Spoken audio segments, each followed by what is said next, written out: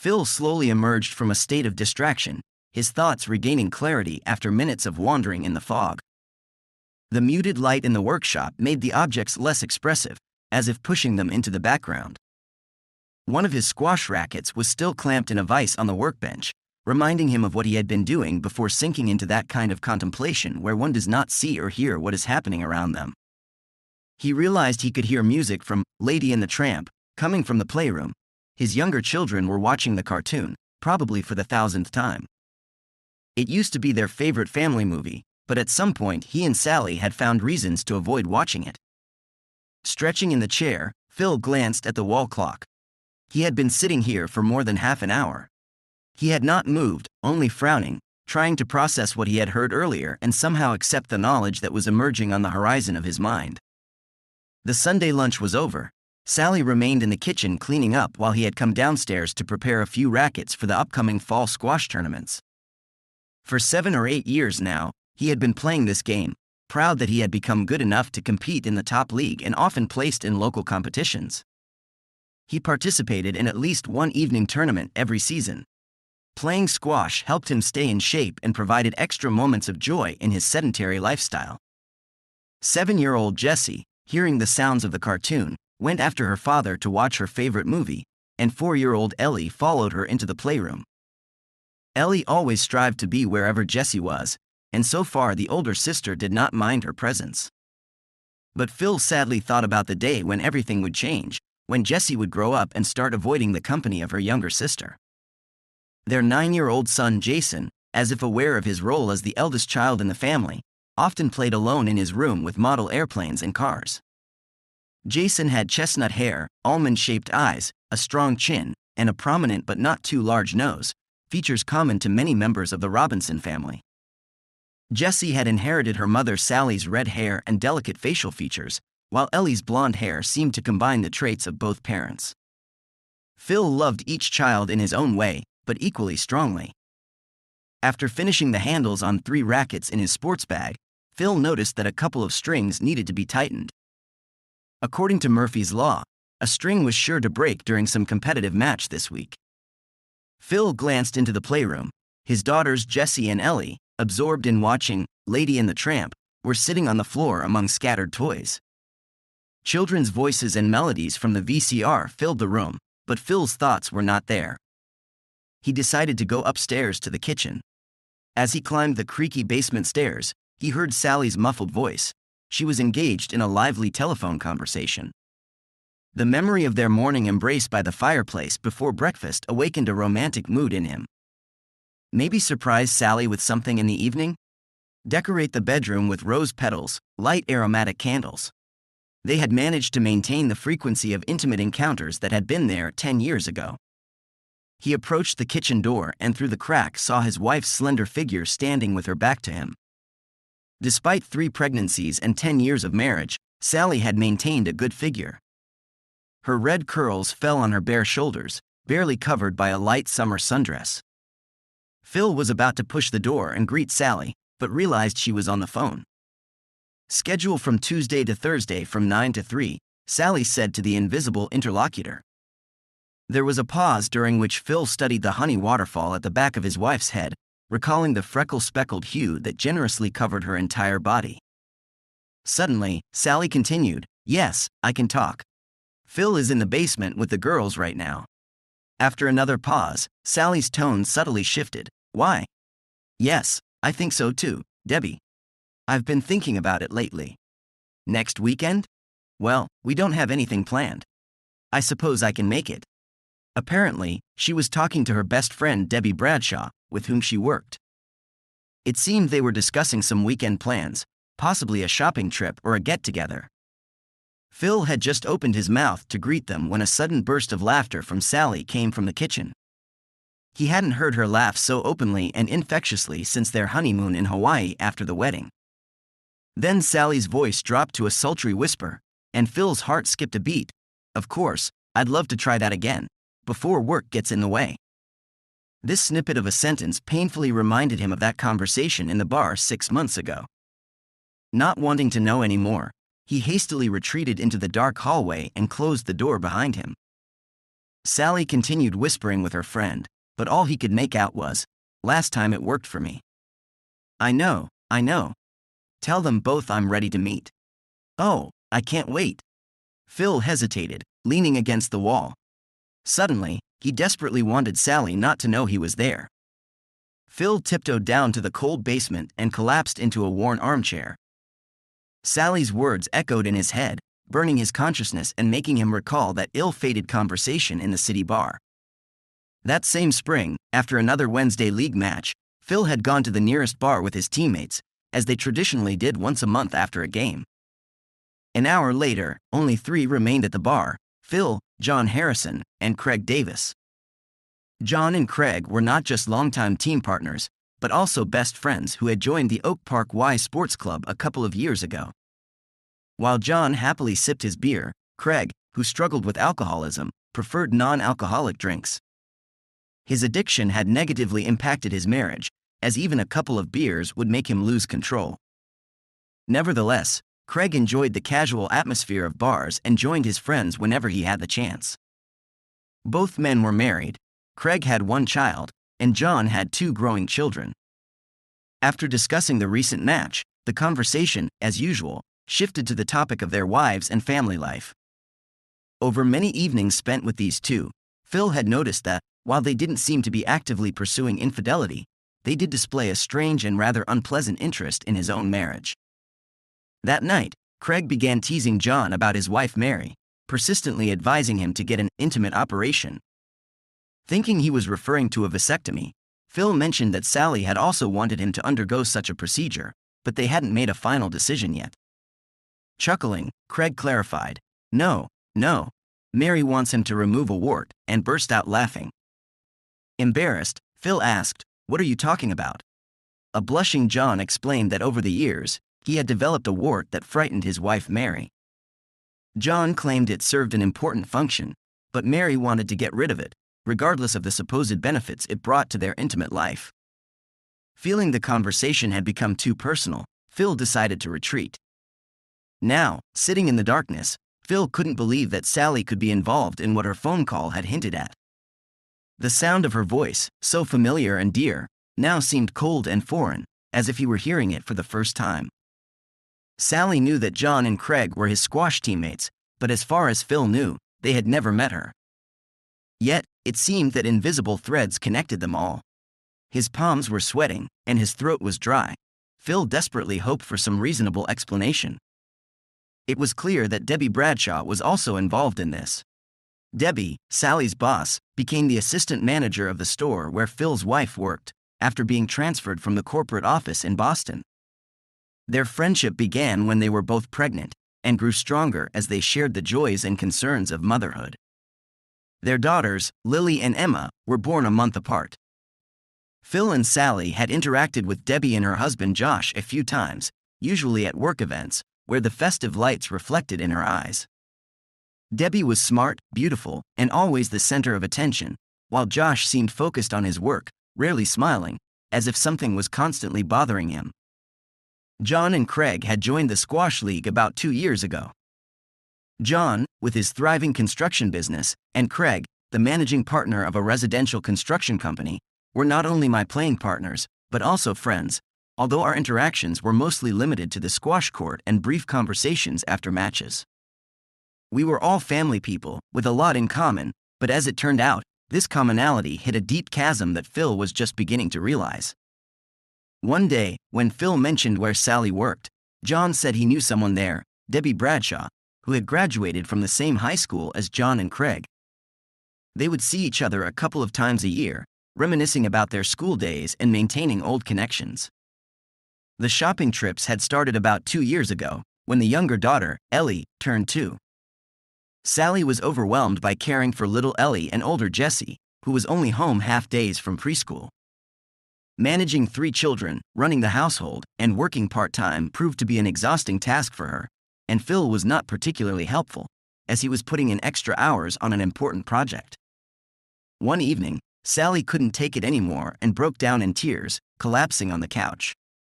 Phil, shocked by her state, rushed to her, trying to comfort her with hugs. When her tears subsided, she confessed that she desperately needed a break. Feeling guilty for his constant absence, Phil offered to take care of the children on her next day off.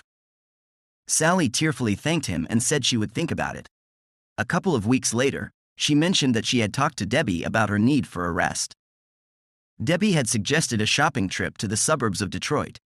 Despite his doubts, Phil agreed. So on her next free weekend, Sally and Debbie left on a Saturday morning. They had breakfast in a cozy cafe, where the sunlight played on the glass displays, then spent the day wandering through boutiques and stores, enjoying rare moments of carefree bliss. After checking into a motel, they had dinner at a small restaurant and then watched a movie.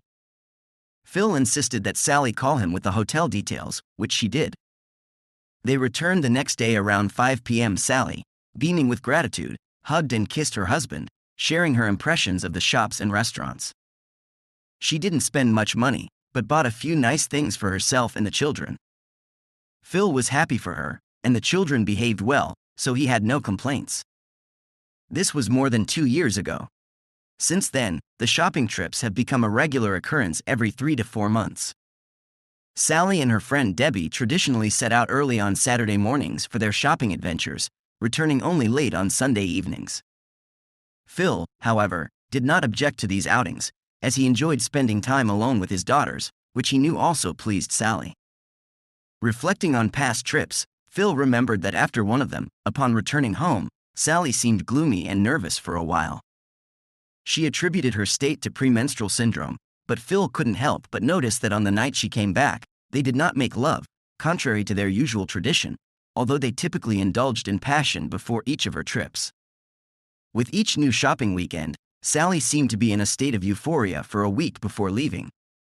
Her enthusiasm was becoming almost palpable. "Phil, it's time for the girls to go upstairs for their bath. Can you send them up?" came Sally's voice from the top of the stairs. Phil sat, gathering his thoughts. Phil, can you hear me?" His wife called out to him. He stood, went to the stairs, and replied in an even tone, "Yes, I hear you." "I'll send them up." Pretending to be an angry father, Phil sent his daughters off to the bathroom. After that, he aimlessly wandered around the house, looking for some trivial task to occupy his time and calm his agitated emotions. Finally, he went upstairs. Sally was in the kitchen, flipping through the pages of a cookbook. She smiled warmly at her husband and asked, "Is something wrong, dear? You seem a bit flustered." Feeling awkward, Phil mumbled that he had found a crack in one of his favorite squash rackets. However, he continued to gaze into her eyes, searching for signs that would confirm his vague suspicions. Sally laughed and kissed him. "Debbie called while you were downstairs. She wanted to know if we could go shopping next week," she said, glancing quickly at Phil. That quick, evaluating look made Phil's heart sink. He tried to come up with a way to postpone the trip. "Don't we have something planned for next weekend?" "There's nothing on the calendar," Sally replied. "I think there's an event at the Veterans Legion on Saturday night." "We could go to that," he said slowly. Sally gave him a measured look. "Phil, you know I don't enjoy those gatherings. All you guys do is talk about the war and drink too much. It's boring for me. So if you want to go, just get a babysitter while I'm gone. Why don't we do something with the kids this weekend? Cedar Point is still open for a couple more weeks, and we haven't taken Ellie there yet." "She's old enough to enjoy it now," Phil suggested, grasping at straws. Sally frowned, and her face flushed, a rare sign of anger. "What's wrong with you, Phil? You've never objected to my shopping trips before," she said irritably. "Nothing. I just thought we could do something together. You and Debbie can have a good time. I'll make sure the kids get to bed on time," Phil replied. He turned and headed upstairs. Halfway up the stairs, he glanced back and saw Sally looking at him strangely. For the rest of the evening, Phil tried to avoid conversations with his wife. As in most work nights, Phil went to bed earlier than Sally, trying to fall asleep quickly. Sometime later, his wife entered the bedroom, changed into her pajamas, and snuggled up to him, whispering, "Phil, Phil." He pretended to be asleep, trying to breathe shallowly. Eventually, Sally gave up and turned away. When her breathing evened out, Phil remained awake, silently staring at the ceiling and trying to piece together his thoughts. Scenes from the past played out in his mind. He reminisced about his life.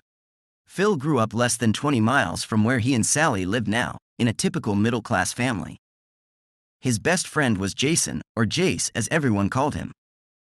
They were inseparable since 4th grade, spending nights at each other's homes, playing sports, and dating girls. Although they weren't outstanding students, Phil usually got slightly higher grades. In high school, he became interested in drafting and decided to become an engineer. After graduating, Phil enrolled in the local college's engineering program, continuing to live with his parents. Jace, unsure of his future career, took general education courses. Both friends received deferments from military service. But at the end of his first year, Phil got into trouble. He was caught driving under the influence. All of his modest savings went to fines, and he lost his driver's license for a year. Feeling depressed, Phil decided to enlist in the military, hoping that his drafting skills would help him avoid being sent to Vietnam. Jace joined his friend, and they were both drafted into the army. Basic training was a tough but manageable ordeal. Halfway through, they took aptitude tests and were assigned as artillery spotters, working on the cutting-edge artillery calculators of the time.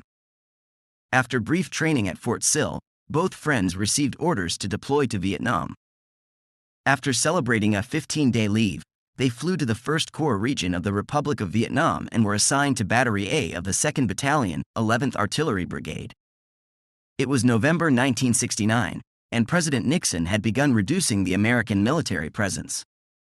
For the first few months, they rarely participated in combat operations, mostly conducting reconnaissance flights and a few raids.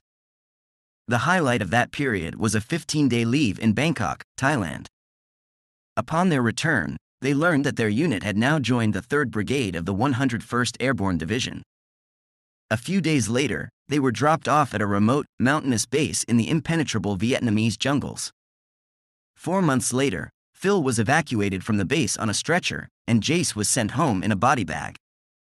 Phil sank into a deep depression. He spent weeks in the hospital and months in rehabilitation, as well as seeing a psychiatrist. When Phil was nearly cleared for further service, he was transferred to Fort Sill as an instructor's assistant. He avoided socializing with other soldiers, enrolled in courses at the local college, and spent his free time writing papers. After a year, Phil applied for an early discharge to continue his education. The Army granted his request, and he was released 5 months early. Phil returned to live with his parents and took advantage of the veterans' benefits. He lived at home, with minimal expenses covered by his savings, educational benefits, and occasional odd jobs. Phil was a typical example of a Vietnam veteran traumatized by the war. The public's reaction to this war and his own experiences had turned Phil into a gloomy recluse.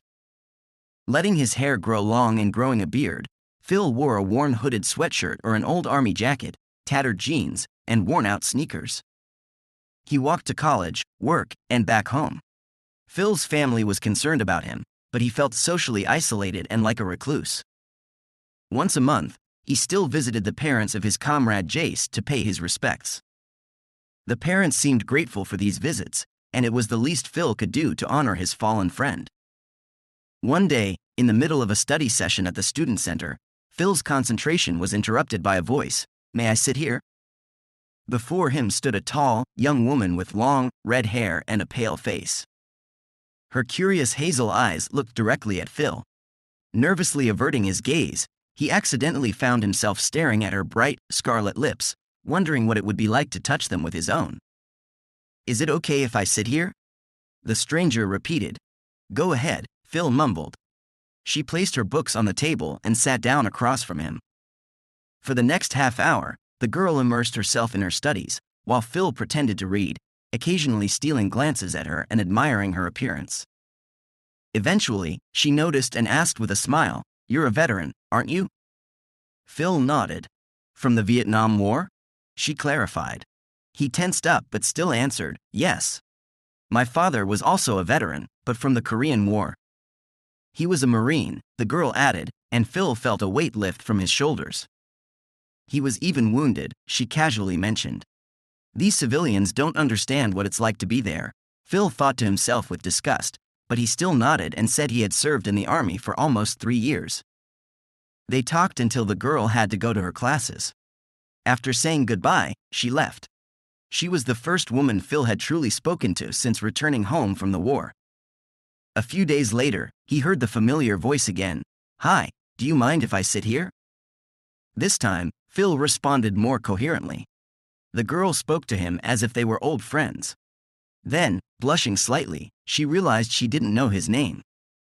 Phil Robinson, he introduced himself. She laughed. "Sally Baxter, nice to meet you."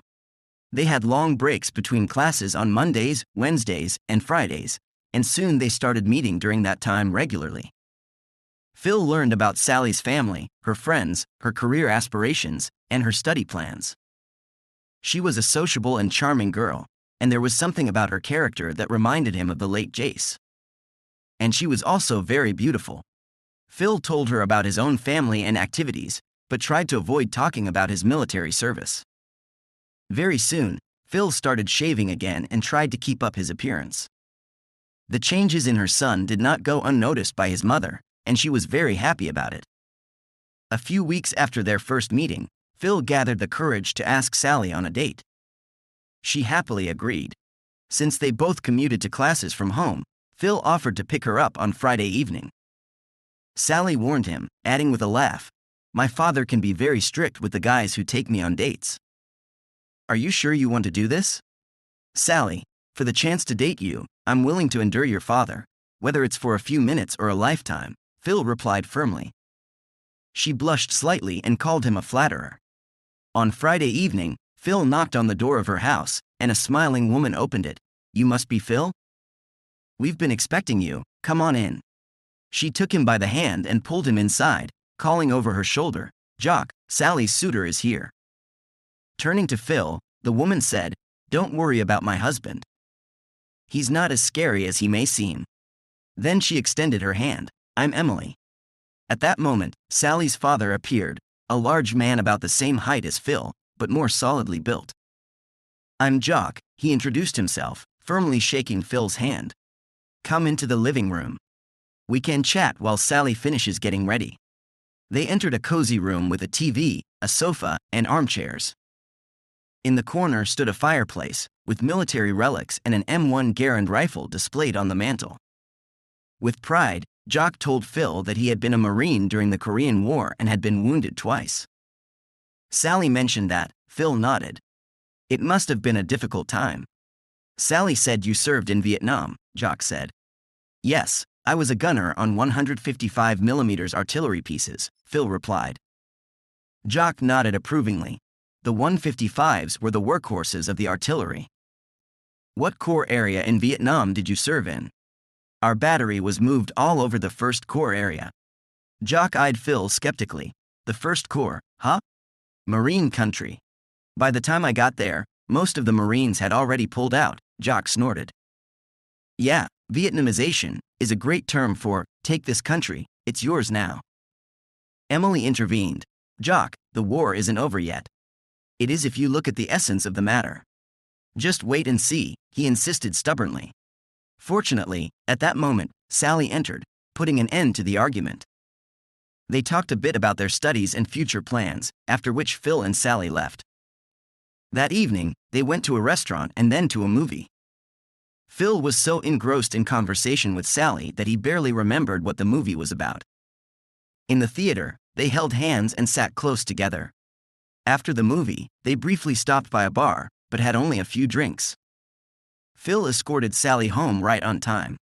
He stood there, shifting awkwardly from one foot to the other, wanting to kiss her goodbye but afraid of ruining the wonderful evening.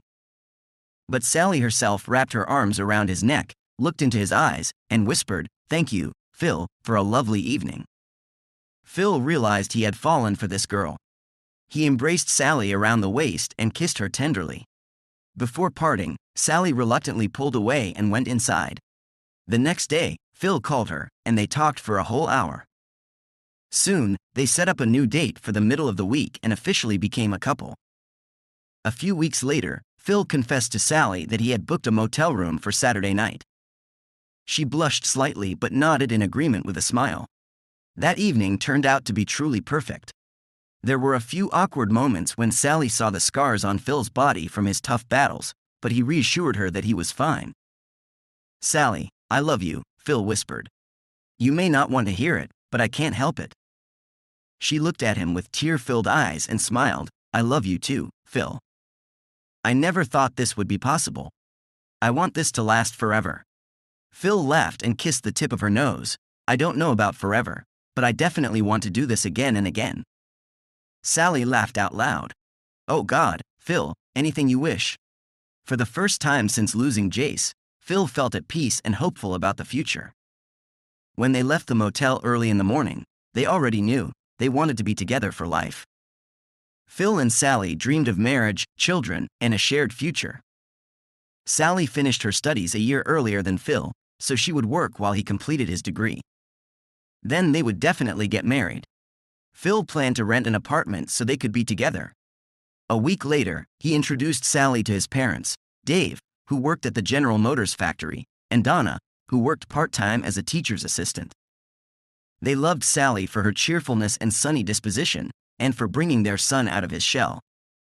Phil was truly happy and often couldn't hold back his smile. Even his therapist advised him to stop the sessions, as Phil had fully embarked on the path to healing. Sally's father, Jack, was somewhat distrustful of Phil, especially when it came to living together before marriage. But everything changed after Jack and Emily invited them for a family dinner. While the women were busy in the kitchen, Phil talked to Jack. He asked about the scars on Phil's body, and Phil reluctantly told him about the injuries he sustained after the battle for the Ripcord Fire Base in the summer of 1970. Jack, being a Marine, was well aware of that brutal battle, and his attitude towards Phil gradually softened. From that moment on, Jack treated him like a son he never had. Sally graduated with honors and got a job as a buyer's assistant in a retail store. She spent a lot of time at his apartment. Phil finished his studies on time and got a job as a draftsman at GM. 2 months later, they got married. Working, the newlyweds bought a small house with the possibility of expansion. A year later, they had a son, Jason, named after his best friend. 2 years later, Jesse was born, and a year after that, Allison. The birth of Jason was a special event, but the girls immediately won his heart. After Jason's birth, Sally went part-time, planning to return to full-time work when all the children were in school. Her work hours ranged from 12 to 20 hours per week, which suited her as she received a significant employee discount, helping to dress the children. From the start of his work, Phil's role evolved from translating drawings into programs for automated production to participating in the first computer-aided design systems. When Ellie was born, life was wonderful. The family had money, 2 cars, and a beautiful home. They expanded their living space and went on vacation together every year. Sally and her husband would send the kids to their grandparents' place twice a year so they could have a romantic weekend alone. Their marriage seemed solid, full of love and tenderness. Phil used to tell Sally how happy he was, but now he had his doubts. Sleep was evading him, and Phil struggled to fall asleep, only managing a few hours. The next morning, he skipped his workout, sitting in his office, staring at the wall. He needed a plan to figure out what was going on. Should he ask Sally directly? Would she tell the truth if she was hiding something? He jotted down a plan of action, but felt awful every time he imagined the worst-case scenario. Phil loved Sally and the kids, and the thought of losing them terrified him. In the following days, he was like a zombie at work and at home. Sally didn't notice it until Jace asked about his strange behavior. Phil blamed it on a work project. By Tuesday, Phil was back to his usual routine, playing squash before work with John and Craig. For the first time, Phil found it odd that his friends were always together. He had an uneasy feeling. In the locker room, John was laughing, and Craig was smirking, as if after a dirty joke. And at that moment, Phil saw them as adversaries for the first time. They played a few games and chatted. The strange suspicion grew. On Wednesday, Phil decided to check on John and Craig. He called John's wife, pretending to be a colleague from the squash league, and asked if he could play on Saturday. She said John was going to a business conference in Detroit and would be back on Sunday. Phil's heart sank. He called Craig's home and got the same answer from his wife. It was true. The four of them met. How far it had gone didn't matter, it was still too strange. Phil felt angry, and his inner voice urged him to do something. On Friday evening, he visited his parents, who were planning to spend the winter in Florida and were doing some renovations. He needed to talk to them, so they sat down at the kitchen table. Finally, with a sigh, Phil unexpectedly said, "I think Sally is cheating on me." This was the first time he had voiced his fear out loud. The parents were shocked. "No, that can't be, not Sally. She wouldn't do that to you," whispered the mom. "Son, why do you think that?" the dad asked quietly. Phil recounted everything he had heard and learned. The mom quietly cried, shaking her head. The dad hugged her tightly. "How can we help, Phil?" the dad asked. "I need to know for sure. Can you take the kids tomorrow and keep them until Sunday?" Phil pleaded. The dad nodded. "Of course, Phil. I hope it's just a misunderstanding." Returning home, Phil found Sally preparing dinner. She hugged and kissed him. "The kids are in the playroom?" "Dinner in 20 minutes, she said cheerfully, as if anticipating the weekend. Phil hesitantly said, "Honey, we haven't made love since the last weekend. Maybe we can put the kids to bed early?" Sally slightly pulled away, her smile becoming strained. "Phil, I'd love to, but I've started my period," she said. "Oh, of course, I understand," he replied. Sally caressed his cheek. "As soon as it's over, I'll let you know, I promise." "Okay." Phil tried to stay in her embrace. "Yes, then it will be a date," he murmured. She hugged him again and went back to the dinner. Phil knew Sally's periods were always regular. He realized she was saving herself for another date. The anger and desire to act grew stronger. The next day, the family went about their usual Saturday routine. Phil tinkered in the garage until it was time for Sally to leave. She came downstairs with a suitcase, yelling to the kids to behave. Ellison shouted from behind her, "Bring me something, Mommy." Sally hugged and kissed Ellie. "Of course, darling, be good for Daddy." She kissed Phil. "I have to go, I need to pick up Debbie. Don't forget to call when you get to the hotel. By the way, where are you staying this time?" "At the Red Roof Inn in Rochester Hills, for now." She waved goodbye and left. Phil watched as she left, then returned and told Jason and Jesse to pack their things. They were headed to Grandma and Grandpa. The kids packed up reluctantly, and Phil helped Ellie get ready. The parents were waiting for their arrival. As Phil was leaving, his father looked at him with concern. "Good luck, Phil." "I hope you're wrong." "I hope so too, Dad." "Thank you. I'll call you in the morning." Phil drove home, stopping by Avis to swap out the car. He didn't want to be recognized. A couple of hours later, as he was still sitting in the kitchen, the phone rang. Phil picked it up. "Is this you, Phil?" Sally asked. "Yes, it's me." The conversation irritated him, though he had been expecting the call. He thought about Jason, Jesse, and Ellie, his top priorities. "Is everything okay?" "Everything's fine. And how are you doing?" he asked with a hint of irony only he could hear. "We're doing all right. Stopped to have lunch. We're in room 168, number 555-645-0168. They chatted a bit. Then Sally said, "Debbie is waving at me. I have to go. We're going to spend the evening at Meadowbrook Village Mall. See you tomorrow." She hung up without waiting for him to say goodbye. He remembered that morning, when leaving, she hadn't said she loved him. Phil called the Red Roof Inn and asked if Sally Robinson had checked in.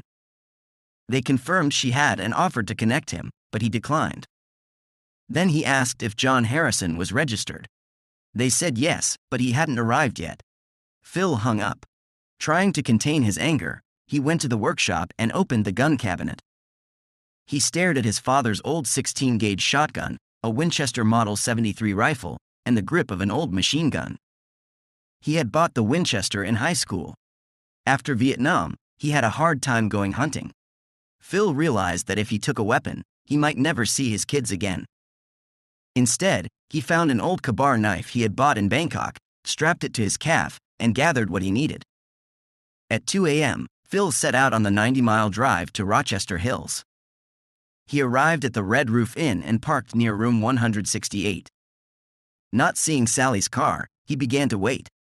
At 5 a.m., Phil spotted the familiar red pickup, from which John and Craig emerged, laughing and chatting, and went into the room next to Sally's. After 45 minutes, they left for Tapper's pub. Phil followed them and saw Sally's car there. He decided not to go into the bar to avoid drawing attention, and parked on the street to wait. At 9 a.m., the four came out of the bar, laughing and holding hands. Phil returned to the hotel and parked so he could see the door to room 168 and John's pickup. Soon, they approached, talking and laughing. John flipped a coin, and Craig kissed Sally. Debbie pulled John into another room. The two couples, hand in hand, went into separate rooms. The stunned Phil realized this was not the first time. 10 years of marriage and family were shattered. An inner voice screamed, "Do something, anything." But what could he do now? Phil thought he knew the answer. At least he would feel better knowing he tried. Then John came out of Debbie's room in shorts and a t-shirt, holding a beer. Phil noticed he had been staring at their door for over an hour. John looked around and knocked on Sally's door. Half-naked Craig came out. They chatted briefly, high-fived, and switched rooms. It was clear to Phil what was happening. The inner voice shouted, "Act, you idiot." Phil put on driving gloves, got out of the car, and headed to room 168. He knocked twice, and when John opened, he hit him hard. John flew back, clutching his face. Phil pulled out the knife and pointed it at John. "How long, John? How long has this been going on?" 2 years, John stammered. "So the squash league wasn't a coincidence?" Phil asked sarcastically. "No," John replied, wincing in pain. "You're a sick idiot, John. If you ever go near Sally or another married woman again, I'll find you. Understand?" "Yes," John whispered. "You'd better leave town," Phil added. John's eyes bulged in terror, and he lost control of his stomach. Sally's voice rang out from the shower. "Hey, John, I thought you'd join me." "What's going on?" She emerged from the bathroom, saw Phil, and paled, dropping her towel. "John, boy, you're not feeling well," Phil growled. Sally slammed the door shut. He cut the phone cord with a knife, tossed the receiver into the bathroom, making Sally yelp, and left the room, growling in resentment. Phil approached Craig's room and knocked twice. When Craig opened the door, he laughed, "You guys are noisy." Phil struck him under the chin, and Craig crumpled. Frightened Debbie sat on the bed. Phil yanked the phone cord out of the wall. "If you tell your husband you saw me, say hi. Or maybe I'll tell him myself." Phil tossed the phone into the corner and left. Outside, he took a deep breath, gazing at the night sky. The tension had dissipated, replaced by a calm weariness. The commanding voice urging action had vanished. Phil headed to his car, ready to move on. The ringing phone irritated him, though he had been expecting it. Phil focused on the children, pondering how to shield them from the consequences of the situation. "Phil, it's Jack," the voice on the line said. "Yes, Jack," Phil replied unenthusiastically. "What happened?" "Sally was here when Mom and I got back from church. She's crying and afraid to go home," Jack nearly shouted. Phil glanced at the time, almost 1 p.m. since leaving Rochester Hills. "I don't know what I could have done to make her feel that way. She says you attacked a couple of Debbie's friends last night and really hurt them." "Hurt them? They're lucky I didn't destroy them," Phil replied sarcastically. "Phil, this isn't like you." Jack fell silent. "Phil, I'm bringing Sally home, and we need to talk." "No problem." Jack hung up, and Phil heard Sally wailing in the background, "Dad, no, no." He sighed. This would not be easy. Phil sat at the kitchen table, examining old photos and souvenirs in a shoebox, sipping his second beer. When they arrived, Jack entered first, followed by Sally, who was tugging him by the arm. "Please, Dad, let's sort this out. Phil and I need some privacy." Sally's eyes were red and swollen, and she trembled, avoiding eye contact with Phil. Jack sat at the table, eyeing the knife next to Phil's beer. All right, Phil, what's going on? Phil mockingly told Sally, go on, tell your dad what's going on. Shut up, Phil, you and I can sort this out, she replied in a pleading, not threatening, tone. Phil was irritated by her belief that everything could be fixed in private. He looked Jack in the eye. It turns out that Sally and her boss Debbie have friends they like to see when they're away. I found out about it and strongly objected. Sally sighed, sat down, looking defeated. No, Phil, Sally wouldn't do that, Jack angrily retorted. I don't believe you. Enough, Phil, you're being cruel, Emily interjected. Cruel? You should have seen what was going on in her room, Phil replied coldly. Jack turned to Sally. Her frightened gaze confirmed Phil's words.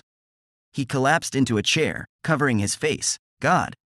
Sally paled and cried, please, Dad, don't tell Mom. We can work this out, Phil, really? Phil silently sifted through the old photos and souvenirs, recalling moments of that pain. After a few minutes, Jack straightened up and wiped his eyes. What are you going to do, Phil? He asked, looking at Sally. Phil hesitated. I've never told you about Vietnam or Ripcord. Not even to a therapist, he gestured to the items on the table. Ironic, Jack, that your generation displays military memorabilia, while mine hides it in a shoebox in the bottom drawer. Why is that? Oh, that's a rhetorical question.